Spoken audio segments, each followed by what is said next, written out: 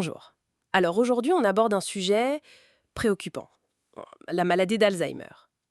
Les chiffres sont vertigineux, plus de 55 millions de personnes touchées et ça ne cesse d'augmenter. Oui, bonjour. C'est un défi immense, humainement, économiquement.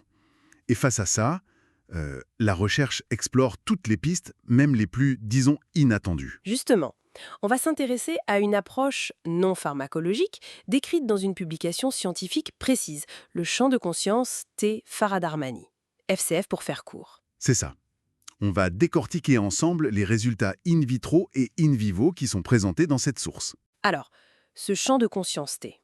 Avant d'aller plus loin, est-ce qu'on peut juste clarifier un peu ce concept, tel que la source le présente? Juste l'idée générale. Oui, alors, la théorie derrière, c'est que cette conscience T serait un troisième élément fondamental. Ni matière, ni énergie. D'accord. Et ces effets deviendraient observables quand un lien, c'est le terme utilisé, s'établit avec la matière, l'énergie, comme des cellules par exemple. Ok. Mais, et c'est important, la source elle-même le dit, on est au tout début. Phase 1. Prouver qu'il y a un effet mesurable, quoi. Ça sort vraiment du cadre habituel. Bien compris. Donc, notre but, c'est de voir quels effets ce FCF aurait eu sur des modèles liés à Alzheimer en se basant uniquement sur cette publication. Commençons par l'in vitro, sur les cellules. Parfait. Alors, les chercheurs ont pris des cellules neuronales humaines, issues de cellules souches provenant de patients Alzheimer et de témoins sains. D'accord. Et ensuite, Ils ont appliqué un stress. En gros, ils les ont privés de nutriments pour déclencher des marqueurs de la maladie. L'hyperphosphorisation de taux. la péto. Ils ont fait 3 groupes. En aveugle, un groupe contrôle, sans stress. Un groupe sham, avec le stress, mais sans traitement FCF. Et le groupe FCF, stress plus l'exposition au champ pendant toute la durée de l'expérience. Et les résultats au niveau cellulaire alors? Qu'est-ce que la publication rapporte? C'est là que c'est assez frappant.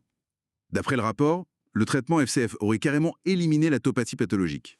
Éliminé. Oui, et il aurait aussi bloqué l'apparition des signes d'amyloïdopathie que le stress avait induits. Élimination, blocage, ce sont des mots forts pour des processus pathologiques comme cela.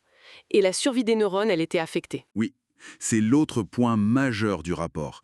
Le FCF aurait significativement supprimé la neurodégénérescence et aussi la désorganisation des microtubules dans les neurones. Ce qui a eu quel impact final sur les cellules?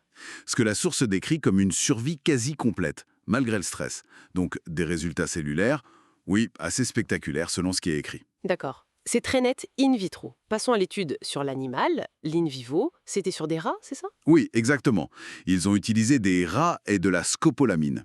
C'est une substance qui perturbe la mémoire en bloquant certains récepteurs. Ça mime un peu certains aspects d'Alzheimer. Et comment ils ont mesuré la mémoire de ces rats? Avec des tests comportementaux assez classiques, le labyrinthe aquatique de Maurice. Pour la mémoire spatiale. Voilà. Retrouver une plateforme cachée et aussi un test d'évitement passif qui mesure plutôt le rappel d'une expérience désagréable associée à un endroit. Alors, quels étaient les groupes et les résultats rapportés? 4 groupes, toujours en aveugle, contrôle sain, scopolamine seule, FCF seule, et puis scopolamine plus FCF. Ok.